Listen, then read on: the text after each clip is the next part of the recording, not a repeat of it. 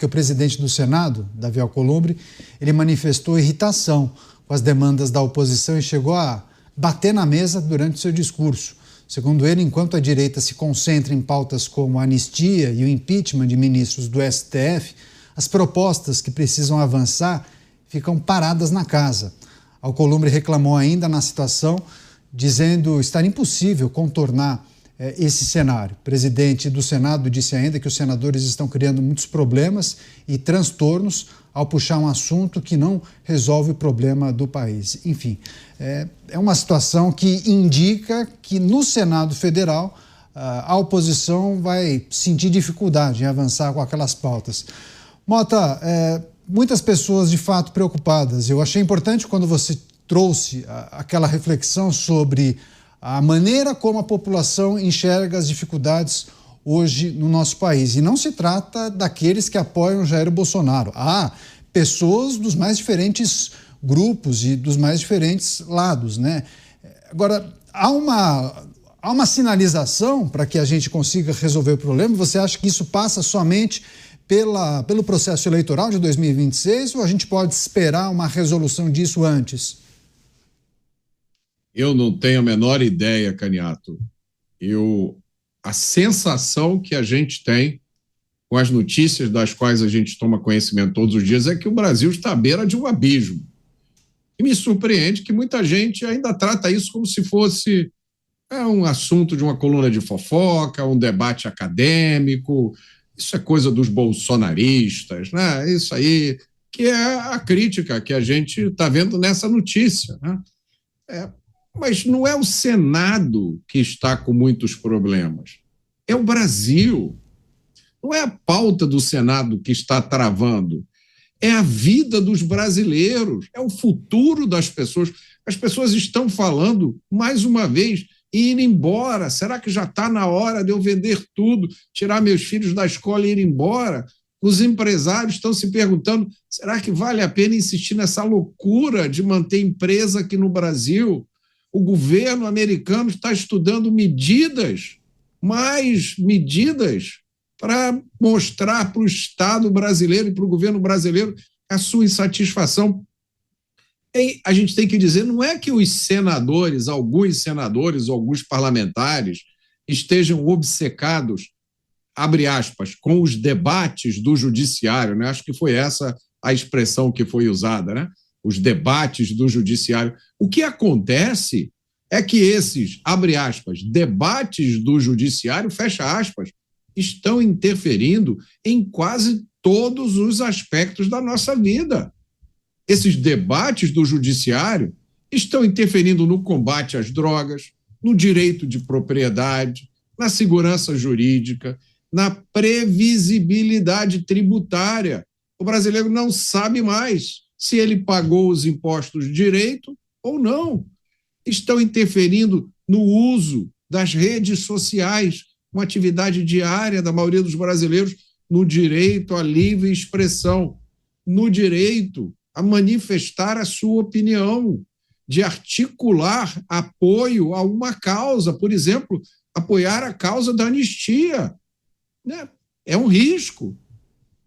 Os chamados debates do judiciário, para usar essa expressão, saíram tanto do controle que provocaram um confronto aberto com o governo da maior potência econômica e militar do planeta. Agora, se isso não é o assunto mais importante que o Congresso Nacional tem para tratar, eu não sei qual é. Dávila, você falou dos sinais, né? As manifestações que vêm sendo feitas, muitos capturando essas informações, essas posições, uma fala aqui, uma declaração ali, o presidente de um partido que fala, bom, a corte decidiu, vamos aceitar. E aí tem a posição do presidente da Câmara, a reunião que ele faz com representantes do governo. Aí o presidente do Senado reclama das pautas da oposição. Só falam de anistia, impeachment de ministro do Supremo Tribunal Federal, enfim. Parece, para muitos, um conjunto de elementos que indica que o Centrão estaria rifando Jair Bolsonaro. Eles já estão colocando, já estariam virando a página, mas fazendo isso de maneira muito discreta, porque precisarão, inclusive, dos votos de seus apoiadores em 26. Caniato. E uma coisa, Davi Alcolumbre está correto. Enquanto todo mundo fica de olho na anistia, eles estão aprovando barbaridades. É o caso da PEC dos precatórios, que oficializa o calote de prefeitos e governos no pagamento de precatório. Aprovaram ontem uma outra medida provisória, que vai ser energia gratuita para aqueles que consomem 80 quilowatts. E sabe o que vai acontecer? Vai aumentar a conta de luz para todo mundo.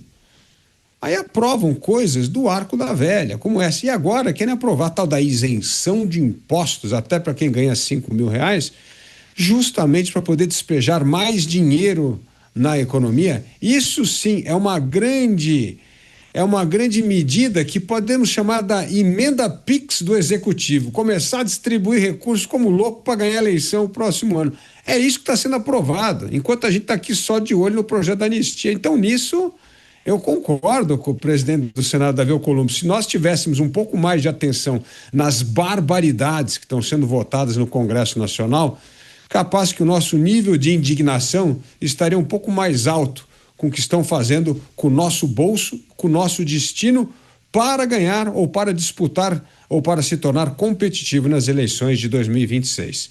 Agora, vamos votar aqui na questão principal da anistia. É aquilo que eu disse. A partir de ontem, depois da vitória do voto que nós tivemos na Câmara, da urgência, agora quem está com as rédeas na mão desta questão é o Centrão. E o Centrão vai mostrar o que é possível ser aprovado sem melindrar com o poder executivo e o poder judiciário. E vão vender isso a Bolsonaro como a política do possível. Este é o cenário que já está dado. Para derrubar esse cenário, eu quero ver se vai ser política de convicção ou de interesse. E como bem disse o Beraldo, vai colocar a oposição num corner.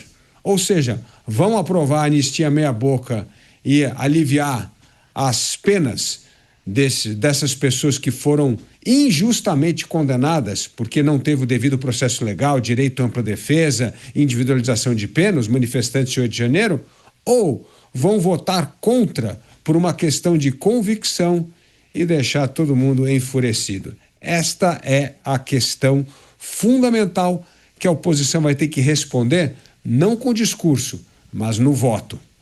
E aí a gente vai descobrir quem é quem, né? Fazendo um paralelo, você lembra de Luiz Fux? Não quis participar do debate sobre a dosimetria.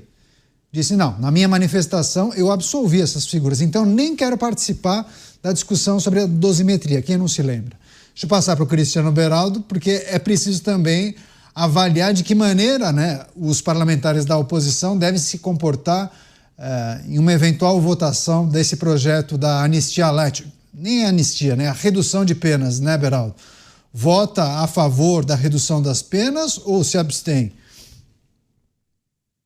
Neto, sinceramente, eu não vejo espaço para que alguém que se diga de oposição e favorável a Jair Bolsonaro simplesmente se manifeste contra a liberação da prisão daqueles manifestantes do 8 de janeiro que, por mais que não tenham ido à Praça dos Três Poderes seguindo uma orientação expressa, um chamamento expresso de Jair Bolsonaro, mas foram lá demonstrar o seu apoio a Jair Bolsonaro e a sua indignação com o governo recém-empossado. Como é que você vai fazer? Não vai se manifestar? Não vai votar para que essas pessoas saiam da prisão? Infelizmente, é uma daquelas situações onde o jogo já foi jogado. E agora esses parlamentares vão precisar lidar com a realidade. A realidade é que eles não conseguiram aquilo que queriam. Eles falharam no propósito que tinham de conseguir fazer valer uma anistia ampla, geral e restrita. Não aconteceu, perderam. E aí eles têm que diminuir danos. E me parece que o mais razoável a fazer, o correto a se fazer, é reconhecer a situação daquelas pessoas que estão lá, que foram tiradas de uma hora para outra da convivência das suas famílias. Claro que não é todo mundo anjo, é claro que cometeram crimes, provavelmente a maioria ali, mas foram condenados por crimes bastante maiores e mais amplos do que aquilo que eles efetivamente fizeram. Então é preciso que essas pessoas sejam agraciadas por um vento, uma brisa de justiça. Porque senão, se você tiver na oposição parlamentares que vão obstruir ou não vão votar e vão manter essas pessoas presas, isso eu acho que será completamente desumano. O Mota, que sempre fala sobre a política de convicção, né? E o Dávila também trouxe esse conceito há pouco. Mota, se apegando justamente a essas defesas que nós escutamos, você por diversas vezes fez, quando a gente fala de política de convicção ou política de conveniência ou a política sobre aquilo que é possível, né, naquele momento, de que maneira os integrantes da oposição devem se comportar diante de um projeto que não atende àquilo que eles defenderam nos últimos meses, né? Seria bem distante daquilo, mas ainda assim poderia beneficiar aqueles que participaram dos atos do dia 8. Depende do projeto, né, Caniato? Eu acho difícil que a gente veja um projeto nos moldes que os meus colegas estão descrevendo. Olha, esse projeto aqui vai tirar todo mundo da cadeia, não vai beneficiar Jair Bolsonaro, mas todo mundo que está preso vai sair. Eu acho que não vai vir uma coisa assim, porque os termos da negociação já estão colocados. Existe alguma dúvida sobre os termos dessa negociação? Os termos da negociação vai ser o que a gente quiser e se vocês não aceitarem, problema de vocês. Então, eu não vejo, se o projeto não for de uma anistia ampla, geral e restrita, que é o único sabor de anistia que existe, eu tenho dificuldades de enxergar um projeto que repare as injustiças, que tire as pessoas da cadeia que não deveriam estar presas, mas que seja de alguma forma limitado.